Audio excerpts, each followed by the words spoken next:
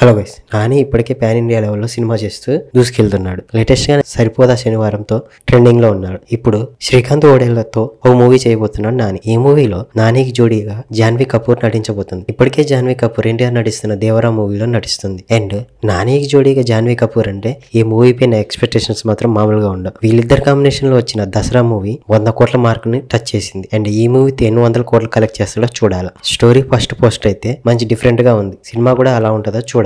పుష్ప తర్వాత pan India లెవెల్లో Bunny craze అనేది ఉంది. ఇప్పుడు ఈ మూవీకి సీక్వెల్ గా పుష్ప 2 వస్తుంది. అలాగే పుష్ప 2 తర్వాత చాలా ప్రాజెక్టులు అయితే చేస్తున్నాడని వైరల్ అయింది సోషల్ మీడియాలో. జవాన్ తీసిన అట్లీతో మూవీ ఉండబోతుందని తెలిసింది. కానీ ఆ మూవీ క్యాన్సిల్ అయినట్టు ఇప్పుడు న్యూస్ అయితే వస్తుంది. అట్లీ అయితే భారీగా రెమ్యునరేషన్ అడగడంతో ఆ ప్రాజెక్ట్ అనేది క్యాన్సిల్ అయిందంట. దాని తర్వాత త్రివిక్రమ్ తో సినిమా ఉంటుందని అన్నారు. కానీ గుంటూరు కారంతో డీలా పడ్డ త్రివిక్రమ్ సైడ్ అయినట్టు తెలుస్తుంది. అండ్ జైలర్ తో మంచి సక్సెస్ తీసుకున్న నెల్సన్ అయితే బన్నీకి ఒక స్టోరీ లైన్ చెప్పాడంట. ఆ లైన్ బాగుండటంతో ఫుల్ బాండ్ స్క్రిప్ట్ తో రమ్మని చెప్పాడంట.